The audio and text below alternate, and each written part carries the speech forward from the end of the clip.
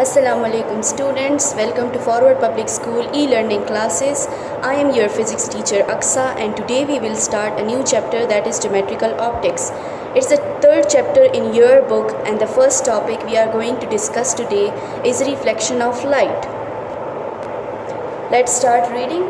The study of light is called optics. Geometrical optics is concerned with tracing the geometrical paths of light rays.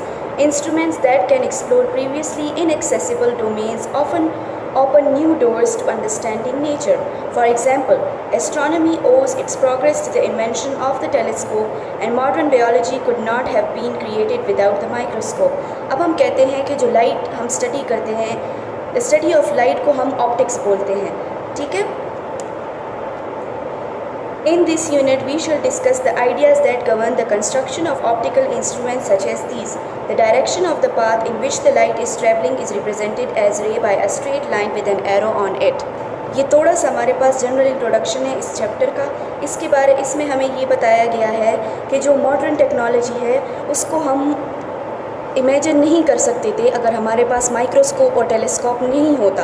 अगर हमारे पास ये instruments ना होते तो ये जो साइंस और टेक्नोलॉजी में टाइम के साथ बहुत सारी एडवांसमेंट्स आ रही हैं तो इसको हम एक्सपेक्ट नहीं कर सकते थे। और दूसरी चीज़ जो यहाँ पे हमें बताई गई है कि the direction of the path in which the light is travelling is represented by a straight line with an arrow on it. ये हमें कहते हैं कि जो डायरेक्शन ऑफ लाइट है उसको हम एक स्ट्रेट लाइन से रिप्रेजेंट करते हैं जिसके एंड पे हम इस एरो को पुट करते हैं, इस ऐसे पुट करते हैं और इसको हम कहते हैं, ये हमें डायरेक्शन ऑफ द लाइट के बारे में बताता है।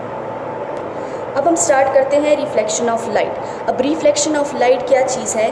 हमने रिपल टैंक में भी रिफ्लेक्शन ऑफ वाटर वेव्स के बारे में थोड़ा सा पढ़ा था, लेकिन इस चैप्टर में अब हम रिफ्लेक्शन ऑफ लाइट के बारे में पढ़ेंगे, ठीक है। अब थोड़ा सा रीडिंग करते हैं, उसके बाद मैं आपको बताती हूँ कि क्या चीज़ होती है। We see objects if light from it enters our eyes. Some objects such as the sun, electric lamps and candles make their own light. We call these luminous sources. Most things that we see do not make their own light but reflect it from a luminous source. They are non-luminous objects. For example, this page, teaching board and the moon. हम daily life में बहुत सी चीज़ों को देखते हैं, हमें जब वो नज़र आती है तो हमें ऐसा लगता है कि जो लाइट है वो इन्हीं से आ रही है और हमारी आइज़ में इंटर हो रही है, जबकि रियलिटी में ऐसा नहीं होता। जो कि हमारे पास नेचुरल सोर्सेज है, फॉर एग्जांपल सन हो गया, इलेक्ट्रिक लैम्प्स हो गए, कैंडल्स हो गए, ये तो अपनी लाइट को ख़ुद प्रोड्यूस करते हैं और इन्हें हम कहते हैं नॉन लुमिनस सोर्सेज। और जो अपने लाइट को ख़ुद प्रोड्यूस नहीं कर सकते उन्हें हम नॉन लुमिनस सोर्सेज बोलते हैं और उन पे इन्हीं लुमिनस सोर्सेज की लाइट पड़ती है और वहाँ से रिफ्लेक्शन हो के फिर वो हमारी आइज़ तक पहुँचती है तो हमें वो चीज़ें नज़र आती हैं। ये हम पेज ले लें, ब्लैक बोर्ड ले लें, इवन मून की जो लाइट होती है वो भी उसकी ओरिजिनल अपनी लाइट नहीं होती, वो भी किसी लुमिनस सोर्स से अपनी लाइट को लेते हैं तो हमें तब जो है मून जो है नज़र आता है। आगे रीडिंग करते हैं। Reflection of light is same as for other types of waves such as reflection of water waves in ripple tank. जैसे कि हमने रिपल टैंक में रिफ्लेक्शन ऑफ वाटर वेव्स को पढ़ा था, बिल्कुल उसी तरह जो है रिफ्लेक्शन ऑफ लाइट को हम अब स्टडी करेंगे। Most objects reflect a certain portion of the light falling on them. Mirrors reflect more light and in a regular manner. बहुत से ऑब्जेक्ट्स जो हैं वो हमारे पास लाइट को जो है रिफ्लेक्ट करता है, एक ख़ास पोर्शन को करता है, लेकिन जो मिरर्स होते हैं वो हमारे पास ज़्यादा से ज़्यादा लाइट को रिफ्लेक्ट करता है और एक रेगुलर मैनर में ये अपना ये काम करता है। An ordinary mirror is made by depositing a thin layer of silver on one side of a piece of glass and protecting it with paint. अब हम डेली लाइफ में जो मिरर्स देखते हैं जिसमें हम अपना चेहरा वगैरह देखते हैं तो इसका एक साइड जो होता है वो शाइनी होता है जिसमें हमें अपना आप नज़र आता है और जो उसका दूसरा साइड होता है वो सिल्वर कोटिंग उसकी हुई होती है और इसकी यही सिल्वर कोटिंग इसको रिफ्लेक्शन में मदद देती है, ठीक है। The silver at the back of the glass acts as a reflecting surface. Suppose that a ray of light is incident on a flat, shiny surface such as the mirror in figure 12.1. अब हम आगे 12.1 में एक surface को देखेंगे।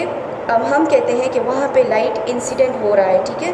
The following terms are used in describing reflection of light. अब reflection of light के लिए हम मुख्तलिफ टर्म्स को यूज़ करेंगे, बारी बारी हम इसको स्टडी करेंगे। Incident ray. अब इंसिडेंट रे हमारे पास क्या होता है? The approaching ray of light, reflected ray, the ray of light reflected from a reflecting surface. अब नेक्स्ट पेज पे आप फिगर 12.1 में देख सकते हैं कि यहाँ पे हमने एक फ्लैट सरफेस लिया है और शाइनी। यहाँ पे जो हमने सरफेस लिया है ये है मिरर। अब इस मिरर पे जो यहाँ पे जो लाइट आ रही है इस मिरर की तरफ, इसे हम बोल रहे हैं इंसिडेंट रे।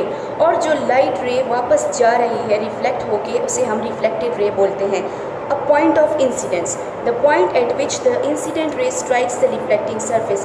अब reflecting surface को जिस point पे ये रे strike करता है इसे हम जो है point of incidence बोलते हैं। Next है हमारे पास normal, the line drawn at right angles to the reflecting surface at a point of incidence।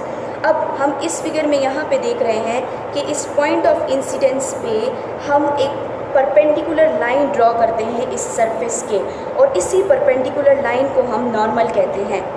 Next हमारे पास है angle of incidence theta I, the angle between the incident रे and the normal. अब जो surface के perpendicular हमने जो line draw की है जिसे हमने नॉर्मल का नाम दिया है, अब जो इंसिडेंट रे यहाँ पे आ रही है तो ये नॉर्मल के साथ एक ख़ास एंगल बनाएगा जिसे हम थीटा आई का नाम देते हैं, और इसी एंगल को हम एंगल ऑफ इंसिडेंस कहते हैं। नेक्स्ट है angle of reflection theta R, the angle between the reflected ray and the normal. अब जो लाइट रे रिफ्लेक्ट होके वापस जा रही है ये भी इस नॉर्मल के साथ एक ख़ास एंगल जो है थीटा बनाएगा जिसे हमने थीटा आर का नाम दिया है, और इसको हम जो है एंगल ऑफ रिफ्लेक्शन बोलते हैं। नेक्स्ट आता है हमारे पास अब लॉज ऑफ रिफ्लेक्शन। हमारे पास 2 लॉज हैं रिफ्लेक्शन के लिए। The laws of reflection describes the behaviour of the incident and reflected rays. ये जो 2 लॉज है ये हमें इंसिडेंट रे और रिफ्लेक्टेड रे के बिहेवियर के बारे में बताता है। अब हम आते हैं फर्स्ट लॉ की जानिब। First law, the incident ray, the reflected ray and the normal to the surface all lie in the same plane. अब फर्स्ट लॉ हमें ये बताता है कि जो हमारे पास इंसिडेंट, फॉर एग्ज़ाम्पल हम यहाँ पे एक प्लेन लेते हैं, फॉर एग्ज़ाम्पल हम कहते हैं कि ये हमारे पास XY प्लेन है, तो जो इंसिडेंट रे आएगा सरफेस की जानिब और जो रिफ्लेक्टेड रे जाएगा और नॉर्मल, ये तीनों हमारे पास इसी प्लेन में लाई करेंगे। हम कहेंगे कि ये तीनों हमारे पास सेम प्लेन में ही लाई करेंगे, ठीक है। अब सेकेंड लॉ हमारे पास क्या है? The angle of reflection theta r equals the angle of incidence theta i. अब जैसे कि हमने पढ़ा कि जो इंसिडेंट रे आएगा और वो नॉर्मल के साथ जो एंगल बनाएगा उसे हम एंगल ऑफ इंसिडेंस बोलेंगे। इसी तरह जो रिफ्लेक्टेड रे हमारे पास वापस जाएगा वो जो एंगल बनाएगा उसे हम एंगल ऑफ रिफ्लेक्शन कहते हैं। तो सेकंड लॉ ऑफ रिफ्लेक्शन हमें ये बताता है कि जिस एंगल से ये इस सरफेस को स्ट्राइक करेगा उसी एंगल से ये रिफ्लेक्ट होके वापस जाएगा। मतलब ये कि जो हमारे पास एंगल ऑफ इंसिडेंस है वो एंगल ऑफ रिफ्लेक्शन के बराबर होगा। ये दोनों एंगल्स आपस में हमारे पास इक्वल होंगे। उम्मीद है स्टूडेंट्स आपको आज का टॉपिक समझ में आ गया होगा। अपना बहुत सारा ख्याल रखें। Stay home, stay safe. अल्लाह हाफिज़।